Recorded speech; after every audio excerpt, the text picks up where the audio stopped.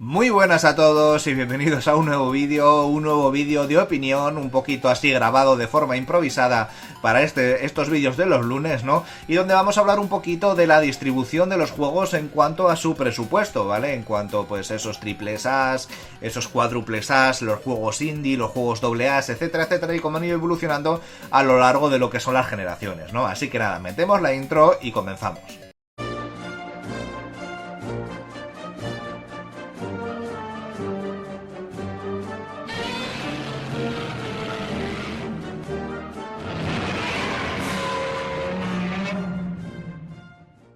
Pues nada, chicos, lo primero de todo vamos a intentar implantar unas bases, ¿no? Para todas aquellas personas pues que estén un poquito perdidas con toda esta terminología, ¿no? Con todos estos nombrajos que ponemos pues a los títulos a día de hoy, ¿no? Pues estos indies, AA, AAA o cuádruple A, ¿no? Todo esto es una terminología que se adapta un poquito al presupuesto que estos juegos han tenido para su desarrollo, ¿no?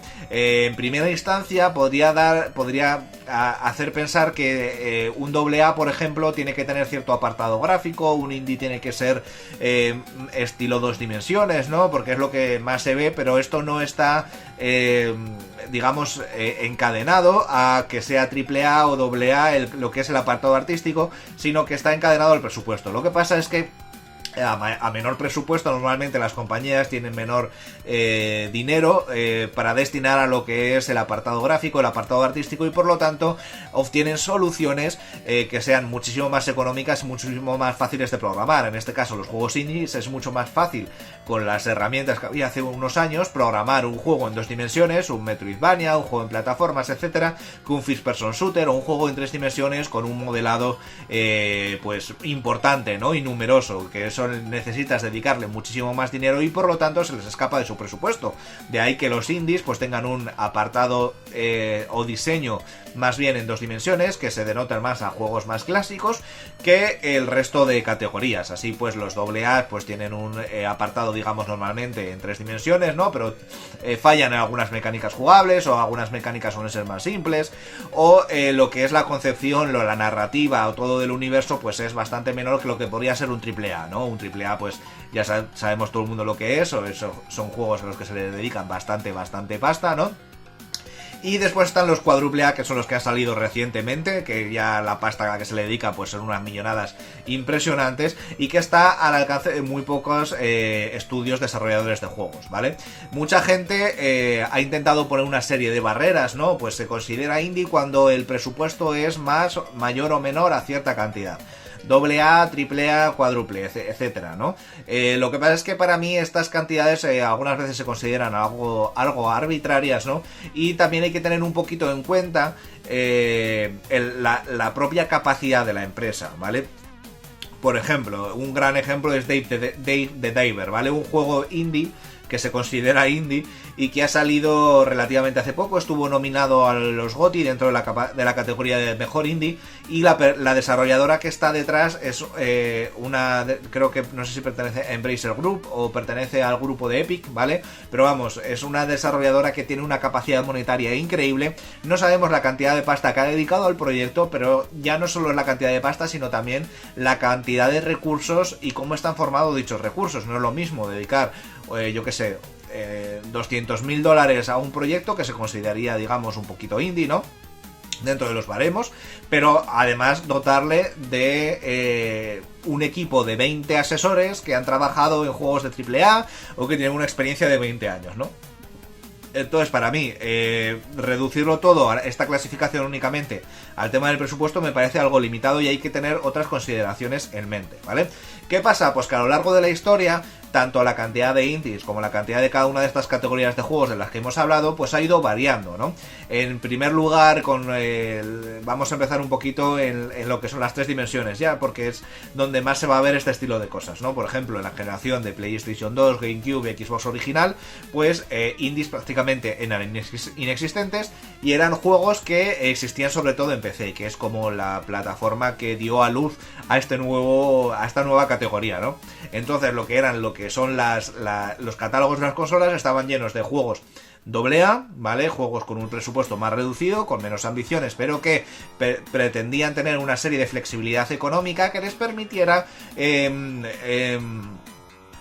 innovar en las mecánicas jugables y en el planteamiento del juego sin caer en un riesgo económico demasiado alto, ¿no? Y luego tenemos pues, los tipos AAA, como pueden ser Ratchet & Clank, la saga Jak and Daxter, Halo, yo que sé, Mario, etcétera, etcétera, que son juegos que pues sí tienen un presupuesto detrás que impulsa un desarrollo pues más grande, ¿no?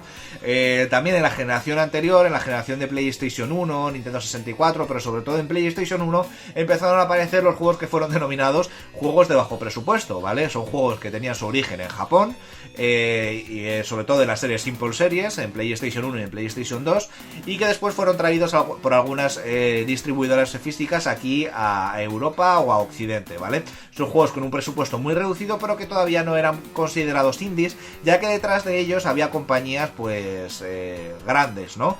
Ya no de estudios, sino que les daban dinero, les asesoraban y sacaban juegos, pues, más o menos cutroncillos, ¿vale? Con el pretexto de venderlo muy barato y con ese poco dinero que ganasen, pues vender muchas copias y así, pues, hacer factible económicamente dicho presupuesto, ¿no?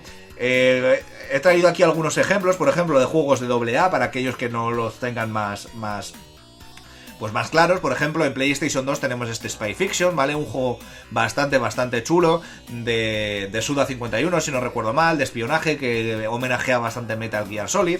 O, por ejemplo, este maravilloso Second Sight, ¿vale? Son juegos pues que tienen un presupuesto bastante reducido si los comparamos con Ratchet & Clank y todos estos juegos pues de grandes sagas o de grandes estudios, pero que gracias a esto pues le permitían tener cierta originalidad en cuanto son las mecánicas jugables, ¿vale? Luego estos juegos, cuando dimos el salto a PlayStation 3, su número se redujo bastante a la generación de PlayStation 3, Xbox 360, Wii U, etcétera, etcétera, ¿no? Y aquí pues los triples A se empezaron a abundar más porque de la generación de PlayStation 2, GameCube, etcétera, etcétera, pues la industria del videojuego había crecido en cuanto a usuarios, ¿no? Después con la Wii pues crecería todavía más, entonces las compañías empezaban a ganar bastante más pasta y era posible meter más presupuesto a aquellos juegos que ellos consideraban grandes, ¿no? Por lo tanto, por juegos como por la saga Uncharted, la saga Gears of War, etcétera, etcétera, pues empezó a hacer juegos con un presupuesto muchísimo más elevado, lo que le permitió crear juegos muchísimo más impresionantes, ¿no? Como por ejemplo ese Uncharted 2, que me parece una maldita maravilla. ¿Esto qué hizo? Pues vio que las empresas había más, parte del pastel en esos juegos de AAA y fueron abandonando un poquillo aquellos juegos AA o fueron reduciendo ese presupuesto para ese presupuesto reservarlo a juegos AAA. Sí que salieron algunos juegos de este estilo AA, un poquito más baratunos, ¿no? Con un poquito más originales en ese sentido, pero la verdad es que fueron bastante más reducidos. Un gran ejemplo, por ejemplo, fue este maravilloso Cliff Barker's Jericho, que es un first person shooter de terror bastante chulo, pero que se marca, digamos, en este grupo de los AA un poquito más vitaminados, donde ya empezaban a crecer un poquito más. O, por ejemplo, el Vampire Rain, ¿vale? Que mucha gente cree que esta es la segunda entrega del Vampire Rain que salió para Xbox 360 y realmente es el mismo juego, ¿vale? Con algunos añadidos para relanzarlo en PlayStation 3. Pero vamos, es un juego AA, un poquito vitaminado, con algo más de presupuesto que los que destinaban en PlayStation 2, ¿no? Pero aquí ya vemos cómo estos AA, la cantidad de juegos que van saliendo de este estilo, pues van un poquito en descenso, ¿no? Cuando ya llegamos a la generación de PlayStation 4, de Xbox One, de Nintendo Switch, donde hay un evento muy importante que ya empezó a nacer en lo que era la generación anterior, sobre todo en Xbox 360, y es el boom de los juegos indie. Unos juegos que se han ido labrando su, digamos, poderío en la plataforma del PC, ya que allí es muy fácil programar en cuanto a recursos económicos, donde hay más assets libres, ¿no? Más assets gratuitos, y donde han empezado a salir estos juegos que normalmente han sido desarrollados por una única persona, por un equipo de desarrollo muy pequeño, y que dado su poca inversión económica se pueden vender a un precio muy barato, Son juegos muy divertidos, que buscan mecánicas pues muy rápidas y que han tenido un boom bastante importante dentro de lo que es las plataformas de streaming, tanto Twitch como YouTube, etcétera, y por lo tanto han conseguido un reconocimiento bastante importante. Esto lo ven pues las plataformas de sobremesa, ¿no? E intentan traer a su catálogo tanto las distribuidoras como los propios compañías, Sony, Microsoft y Nintendo, este estilo de juegos para aumentar el catálogo de las mismas, ¿no? Y aquí nos encontramos con una generación que creo que hay poco que hablar, como PlayStation 4 y Nintendo Switch, donde prácticamente el 60% de su catálogo son juegos de corte indie, juegos con un presupuesto muchísimo más pequeño, que se centran en mecánicas o incluso géneros olvidados, ¿no? Que se habían dejado de hacer en las generaciones desde PlayStation 2, GameCube, Xbox original, pasando por PlayStation 3 y 360, como es el caso de los Metroidvania, de las plataformas en 2 dimensiones, de los juegos como Visual Novels, de los Shoot-em-ups, por ejemplo, que en la generación de Xbox 300 y PlayStation 3 prácticamente están desaparecidos, ¿no? Pues esta pequeña inversión económica que necesitan este estilo de juegos indie les permiten arriesgar en estos géneros que van más a un grupo de usuarios tipo nicho, ¿no? Y por lo tanto tenemos un boom increíble, que no he traído aquí ningún ejemplo porque me parece que todo el mundo sabemos juegos de este estilo, tipo Gris, Messenger, ahora no me sale el nombre, pero vamos, tenemos 1000 millones. Juegos de terror, incluso de estos así, Five Nights at Freddy, que por ejemplo salió en PC de formato indie y ha tenido ya 3 releases en formato físico en las consolas actuales. Juegos pues de un corte muy retro, de un corte muy clásico, que poco a poco van evolucionando, ¿no? Para ofrecernos otro tipo de cosas, y que la verdad es que han sido una tabla de salvación bastante importante, por lo menos para mí, en esta generación. Y es que este consiguiente aumento de los indies ha venido acompañado de algo que ya veíamos experimentando en la generación de PlayStation 3 y 360, donde los juegos de AAA seguían aumentando de presupuesto para hacer obras pues más grandes, más complejas y más impresionantes, ¿no? Que más efectistas. Y esto en esta generación, PlayStation 4, Xbox One, Nintendo Switch, pues ha llegado al culmen, hasta tal punto de ya crear una nueva categorización de juegos, que son los cuádruples As, donde el presupuesto es una maldita locura, como podemos ver ese Marvel Spider-Man, ¿no? Tanto el 1 como el 2, o incluso la saga Last of Us, con ese Last of Us 2 que tuvo un presupuesto gigantesco, ¿no? Estos juegos pues requieren una inversión de dinero tan grande, que un fallo económico de mercado en el lanzamiento del juego puede hacer que empresas se hundan, ¿no? Porque han invertido tanto capital, pues que no retornar esa inversión puede suponer pues el cierre de la propia empresa. Esto hace todavía más que las empresas vayan sobre seguro y creen pues unas mecánicas pues que están ya más o menos asentadas en el mercado. Esto además pues ha dejado un vacío muy grande para ser ocupado por los indies en ese catálogo de la innovación, ¿no? Y podemos encontrar juegos muy interesantes con unas mecánicas bastante chulas. ¿Qué pasa? Pues que en PlayStation 5, la Xbox Series y la próxima supongo que consola de Nintendo, los juegos de corte indie que han ido pues siendo satisfactorios, siendo exitosos en lo que es la generación anterior, pues han ido creciendo, sus estudios han ido creciendo y por lo tanto han ido aumentando su presupuesto. ¿Qué pasa? Pues que esos indies han vuelto a generar un nuevo, digamos, franja que yo llamo indies vitaminados, o los nuevos AA, que siguen siendo juegos de estilo indie, pero con un presupuesto mayor y donde también inciden que las nuevas tecnologías de programación, los nuevos motores, las nuevas ayudas son mucho más accesibles y por lo tanto permiten con menor presupuesto a estos estudios más pequeños hacer juegos que sean muchísimo más vistosos y muchísimo más elaborados, ¿no?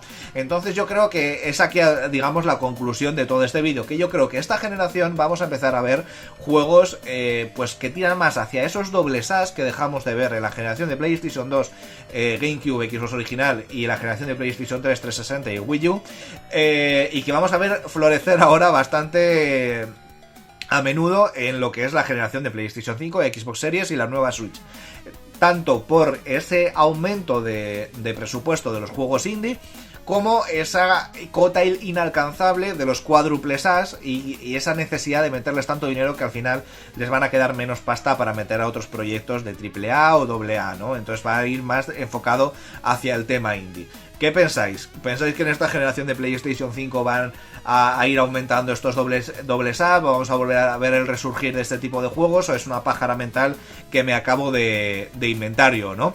He traído aquí dos jueguitos de PlayStation 5 que creo que representan muy bien todo esto que os acabo de decir. El primero de ellos, que ya hablé de él hace poquito, es este Scars Above, que me parece que es la mejor representación de lo que acabo de decir. Es un juego que, si hubiese tenido un apartado artístico más poligonal o más tirado a retro, lo calificaríamos como juego indie, pero se le ha dado cierta calidad al apartado artístico, cierta calidad a lo que es los efectos visuales, y ya está más cerca de lo que es un AA de la generación de PlayStation 2 y PlayStation 3 que un indie de la generación de PlayStation 4, ¿no?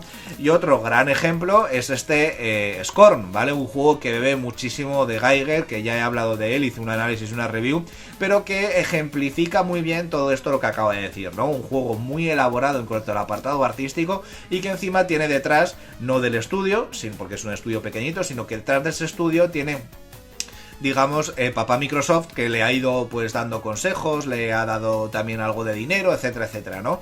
Entonces, pues este juego yo creo que ya no se puede considerar indie, sino que considerarlo un poquito más, ¿no? Un poquito mayor, ya que tiene una mayor inyección económica y además tiene más recursos en cuanto a conocimiento, en cuanto a experiencia de una empresa grande que lo está apadrinando. Algo muy parecido ha pasado con Sony y con No Man's Sky, por ejemplo, ¿no?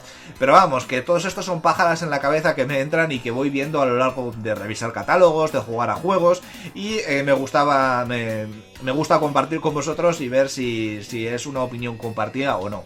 Así que nada, ponedmelo en los comentarios, espero que os haya gustado el vídeo y nos vemos en el siguiente.